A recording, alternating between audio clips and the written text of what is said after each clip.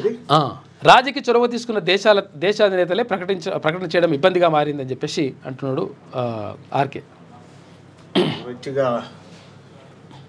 అమెరికాకు సంబంధించిన అమెరికా అధ్యక్షుడు చేసేటువంటి వ్యాఖ్యలు ఏవైతే ఉన్నాయో ఈ వ్యాఖ్యలు భారత్ను నష్టపరిచే విధంగా ఉన్నాయని చెప్పి చెప్తా ఉన్నారు. అయితే భారత్ కూడా ఈ నష్ట నివారణ చర్యలు ఎంతవరకు చేపడుతుందనేది రెండో అంశం.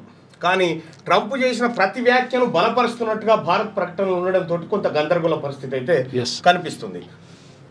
అమెరికాతో వాణిజ్య సంబంధం లేకపోతే ప్రపంచ దేశాలు మనుగడ సాగించలేవన్నట్టుగా ట్రంప్ తెంపరితనం ప్రదర్శిస్తున్నారు. 140 కోట్ల జనాభా ఉన్న దేశాన్ని 35 కోట్ల జనాభా ఉన్న అమెరికా నియంత్రించాలని అనుకోవడం ఏమిటి? మామూలుగా అయితే దేశాధినేతలు హుందాగా ప్రవర్తిస్తారు. అయితే డొనాల్డ్ ట్రంప్ స్టైలే వేరు. రెండవ పర్యాయం అధ్యక్షుడిగా ఎన్నికైన తర్వాత ఆయన తాను ఒక అగ్రరాజ్యాధినేతలా కాకుండా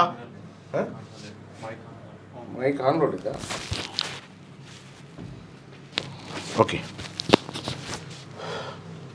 రెండవ పర్యాయం అధ్యక్షుడిగా ఎన్నికైన తర్వాత ఆయన తాను ఒక అగ్రరాజ్యాధినేతలా కాకుండా సాదాసీదా నాయకుడిగా ఎడాపిడా ప్రకటనలు చేస్తూ నోటికి పని చెప్తున్నారు.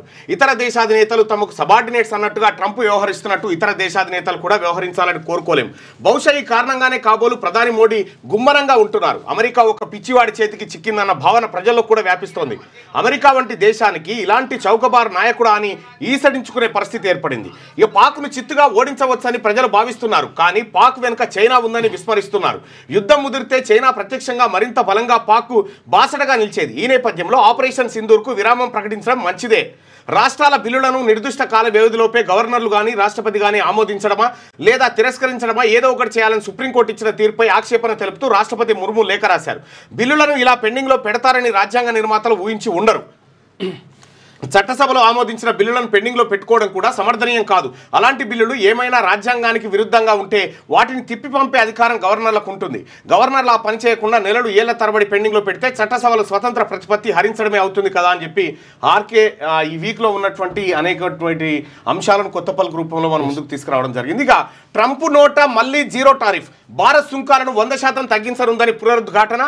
గతంలోనే తోసిపుచ్చిన భారత్ పాలస్తీన్ ఆయిగో ట్రంప్ నోట మళ్ళీ జీరో టారిఫ్ అట. అంటే భారత్ దిగుమతి చేసుకునేటువంటి వస్తువులపైన సుంకాలు ఉండవు, సుంకాలు ఉండవు అనేటువంటి మాట ఆయన చెప్తా ఉంటే గతంలోనే తోసిపుచ్చిన భారత్, తోసిపుచ్చింది పర్ఫెక్ట్గా ఏం తోసిపుచ్చలే, పరిశీలనలో ఉంది అనేటువంటి మాట చెప్పారు.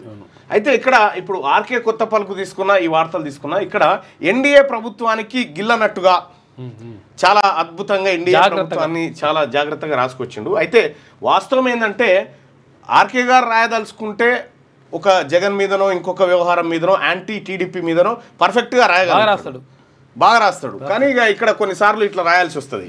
మీ పిల్లలు ఐఐటీఎం సెట్ లాంటి కాంపిటేటివ్ ఎగ్జామ్స్ కి ప్రిపేర్ అవుతున్నారా? జాబ్స్ కోసం చేసే ప్రయత్నంలో విఫలమవుతున్నారా? ఇంగ్లీష్ పై పట్టు సాధించలేక పోటీ ప్రపంచంలో వెనుకబడుతున్నారా? స్టేట్ సిలబస్ అయినా సెంట్రల్ సిలబస్ అయినా అన్ని సబ్జెక్టులు ఇప్పుడు ఒక్క క్లిక్ లో. షేక్ స్పైకర్ ఇప్పటి వరకు ఎవరు తయారు చేయలేని విధంగా రూపొందించబడిన సరికొత్త యాప్. ఇప్పుడే షేక్ స్పైకర్ యాప్ ని ప్లే స్టోర్ నుండి డౌన్లోడ్ చేసుకోండి. కేవలం 1000 రూపాయలకే 7 ఏళ్ల పాటు సబ్స్క్రిప్షన్ పొందండి.